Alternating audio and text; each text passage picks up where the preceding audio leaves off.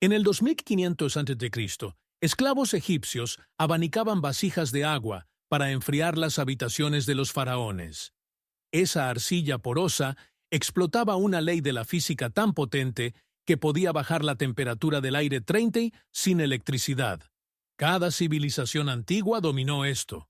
Luego, la industria del aire acondicionado lo enterró. Al final de este vídeo, descubrirás cómo un cubo de $15 replica lo que sabían los egipcios y por qué tu casero no te lo dirá.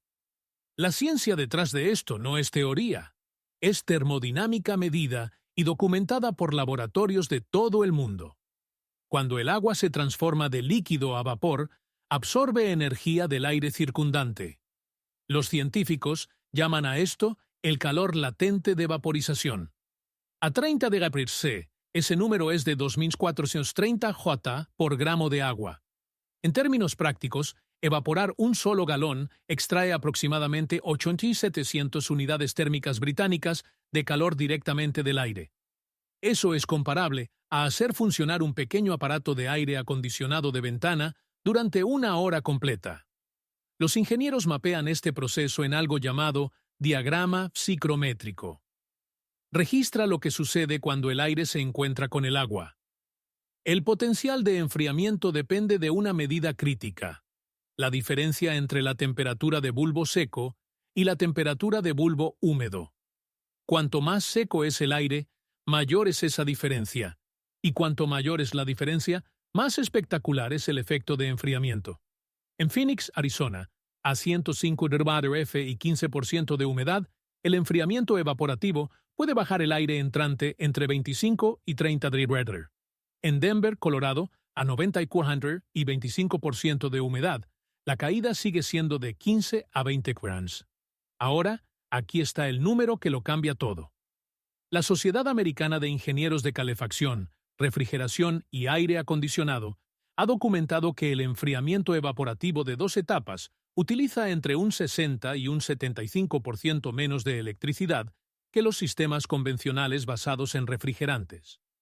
Un enfriador de cubo con un pequeño ventilador consume de 30 a 50 BWh.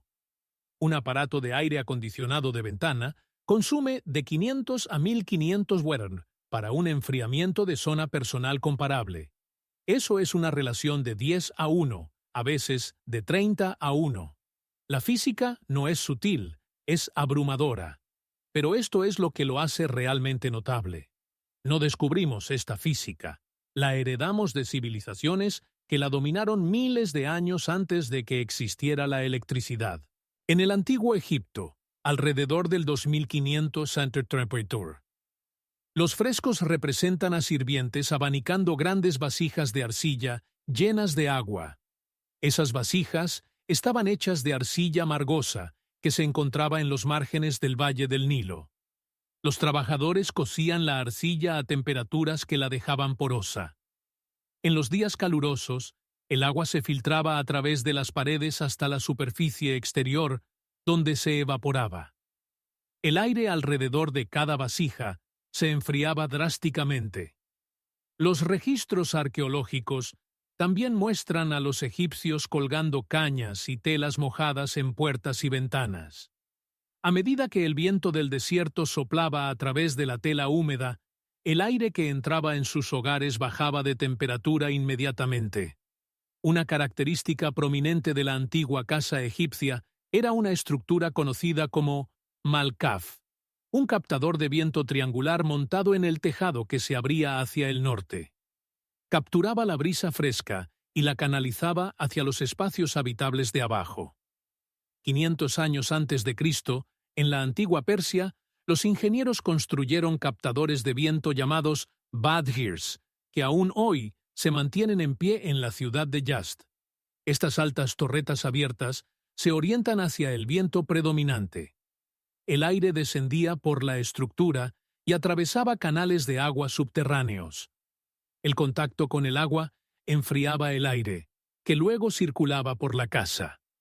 Los ingenieros persas perfeccionaron esto a lo largo de siglos. Crearon redes de enfriamiento que servían a ciudades enteras en medio del desierto. Los romanos adoptaron un enfoque diferente.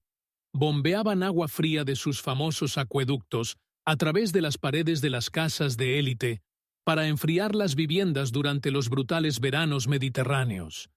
En la India, durante la era mogol, los constructores colgaban pantallas tejidas con hierba vetiver en las puertas y las mantenían perpetuamente húmedas. Estas pantallas actuaron como almohadillas de enfriamiento evaporativo, vivas durante siglos. En el suroeste americano, los pueblos nativos construían casas de adobe y vertían agua sobre las gruesas paredes de tierra. El agua que se evaporaba enfriaba los espacios interiores mediante la misma física que los egipcios habían descubierto 3.000 años antes. 5.000 años de ingeniería probada. Cada gran civilización en cada continente llegó de forma independiente al mismo principio termodinámico. Luego, en menos de un siglo, desapareció por completo de la construcción occidental. La máquina había llegado y todo lo anterior tenía que ser borrado. En 1902, un joven ingeniero llamado Willis Carrier estaba en una imprenta de Pittsburgh resolviendo un problema de humedad para una empresa de litografía. Su invención se convirtió en la base de la refrigeración mecánica.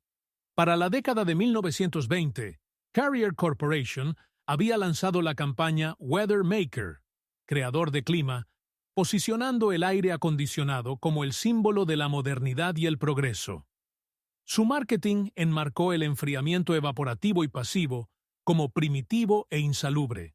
Un manual de ingeniería de Carrier de 1930 desestimaba los métodos evaporativos como adecuados solo para bodegas y almacenamiento agrícola.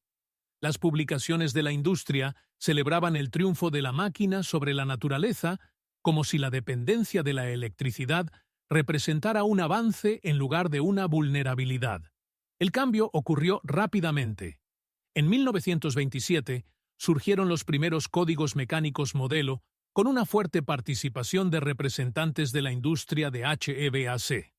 Para 1945, el auge de la construcción de posguerra había estandarizado la refrigeración mecánica como el único método de enfriamiento aceptable. Las alternativas pasivas desaparecieron por completo de la educación arquitectónica. La Sociedad Americana de Ingenieros de Calefacción, Refrigeración y Aire Acondicionado codificó la refrigeración mecánica como la base para todos los cálculos de confort térmico. Para 1980, menos del 3% de los programas de arquitectura estadounidenses enseñaban estrategias de enfriamiento evaporativo o pasivo de cualquier tipo. La tecnología no fue refutada, no se demostró que fuera ineficaz, fue sistemáticamente eliminada de la memoria profesional. Los contratistas que trabajan hoy en día nunca han oído hablar del diseño de enfriamiento evaporativo, porque sus exámenes de licencia nunca lo mencionaron. Los inspectores que niegan con la cabeza ante los planos no pueden aprobar lo que su formación nunca cubrió. Sigue el rastro del dinero y el panorama se vuelve imposible de ignorar. El mercado residencial de HVAC de Estados Unidos superó los $15.400 millones en 2024. A nivel mundial, el segmento de equipos de aire acondicionado generó más de $130.000 millones en ingresos ese mismo año.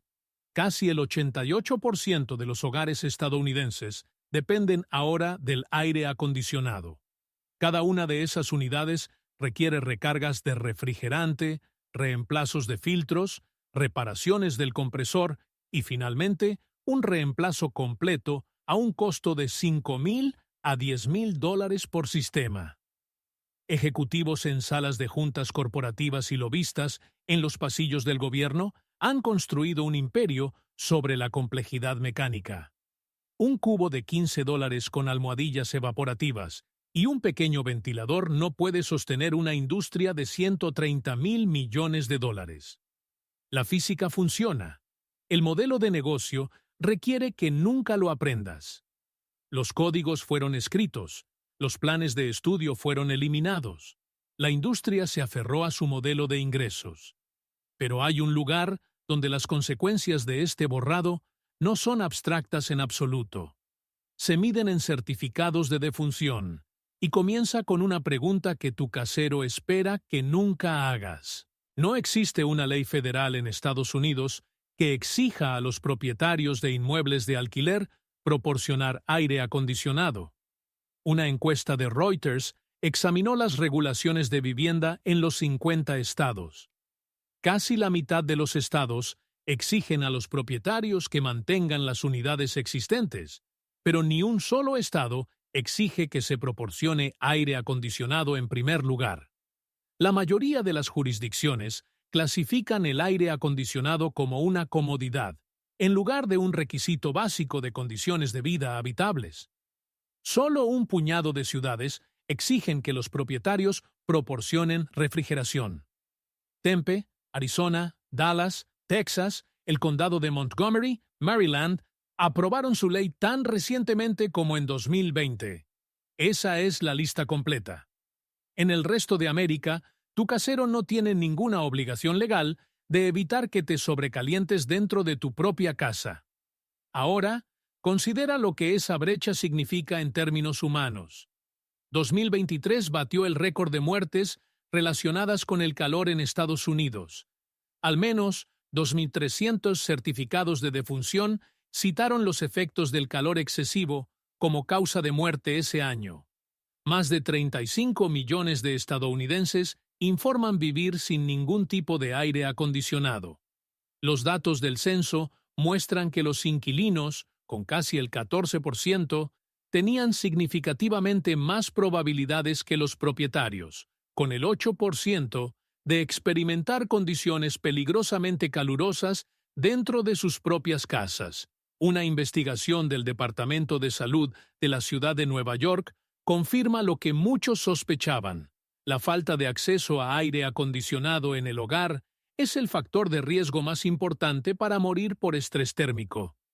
Entre los que fallecieron, el lugar de la muerte fue con mayor frecuencia un hogar sin refrigeración. Y esta carga no recae por igual. Un análisis de 2022 de la Universidad de Boston de 115 áreas metropolitanas encontró que las casas sin refrigeración suelen estar ocupadas por residentes de bajos ingresos y personas de color. Familias que miran facturas de servicios públicos que no pueden pagar mientras las temperaturas suben cada verano. Tu casero entiende esta ecuación incluso si las palabras nunca se pronuncian en voz alta. Instalar aire acondicionado significa inversión de capital, mantenimiento continuo y primas de seguro potencialmente más altas. El inquilino paga la electricidad, el propietario no paga nada.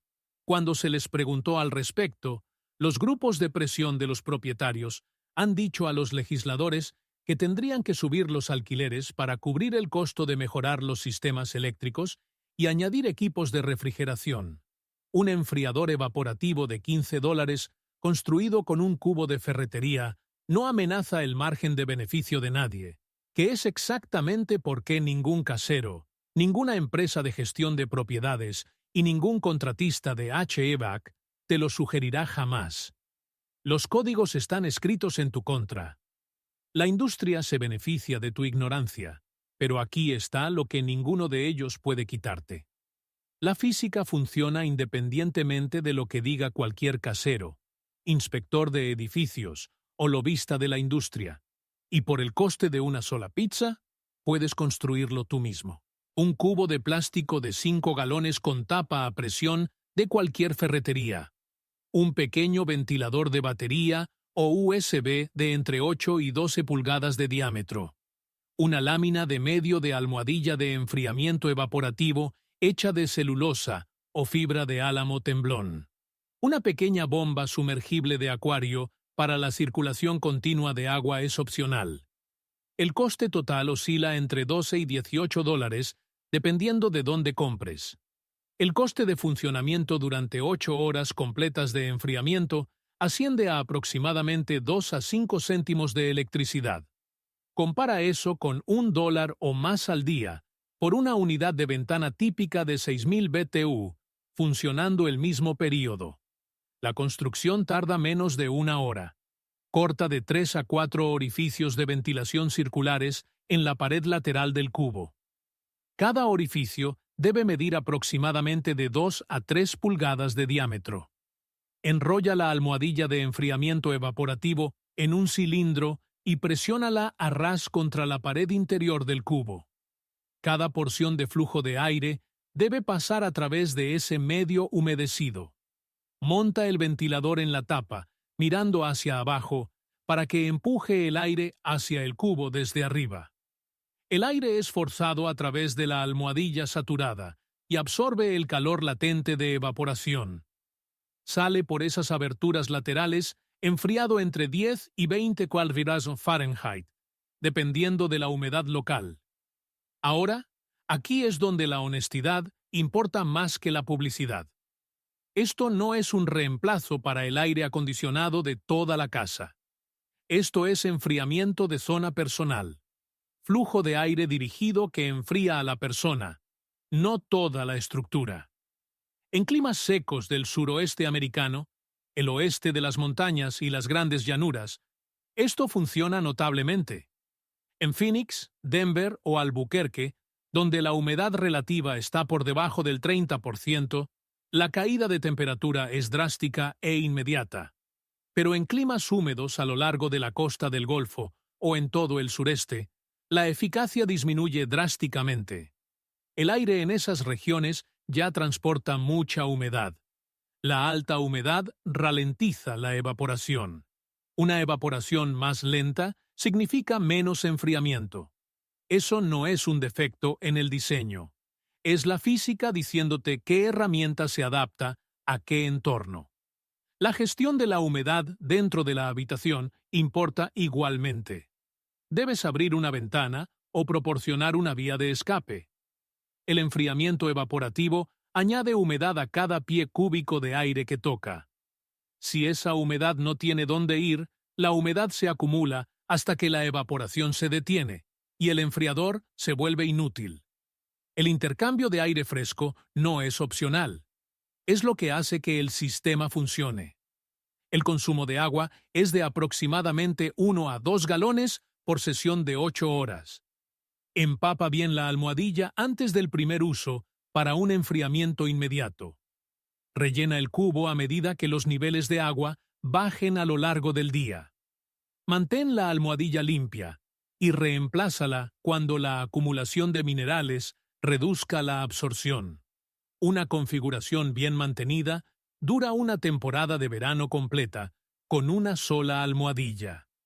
Mantenido correctamente, este sistema funciona con el mismo principio termodinámico exacto que enfriaba a emperadores persas, senadores romanos y faraones egipcios. La única diferencia es el recipiente. Cada almohadilla de enfriamiento evaporativo, cada tela mojada colgada en una puerta y cada vasija de barro sudando en una ventana del desierto explota los mismos 2.430 J por gramo que los egipcios descubrieron hace 4.500 años. El agua se evapora. El aire se enfría. La física nunca ha cambiado. Durante la mayor parte de la historia de la humanidad, así era simplemente como se mantenían frescos los edificios. Los persas construyeron captadores de viento en Yazd que aún funcionan hoy. Los romanos hicieron circular agua de acueductos a través de las paredes de las villas en la costa mediterránea. Los nativos americanos vertían agua sobre el adobe en el suroeste desértico. Los constructores mogoles colgaron vetiver húmedo en cada puerta de todo el subcontinente. 5.000 años de ingeniería probada que abarca todos los continentes. Nada de ello patentado. Nada de ello medido. Nada de ello facturado mensualmente a nadie. Luego, en menos de un siglo, una industria que ahora vale más de 130.000 millones de dólares convenció al mundo occidental de que la única forma de mantenerse fresco requería un compresor, una carga de refrigerante, un técnico autorizado y un pago mensual de servicios públicos. Escribieron los códigos, dieron forma a los planes de estudio, enviaron lobistas a los pasillos del gobierno y sentaron a ejecutivos en comités de normas, y se aseguraron de que la tecnología de enfriamiento más simple y accesible en la historia de la humanidad nunca apareciera en un solo examen de licencia, manual de inspección de edificios o estatuto de obligación de los propietarios. Pero no pueden derogar la termodinámica. El agua sigue evaporándose, el aire sigue enfriándose. Y por $15 en cualquier ferretería, puedes construir lo que 5.000 años de civilización humana ya demostraron que funciona. El conocimiento sobrevivió porque a la física no le importan los presupuestos de marketing, la captura regulatoria o las campañas de lobby de miles de millones de dólares. Simplemente funciona. La física ha estado esperando. Siempre ha estado esperando. Si esta historia ha cambiado tu forma de ver las simples leyes de la naturaleza y la historia que intentaron enterrar, por favor, suscríbete y dale a me gusta al canal. Estamos descubriendo las verdades que han estado ocultas a simple vista. Siembra las semillas para un futuro más autosuficiente. El próximo tesoro del conocimiento olvidado se abrirá pronto.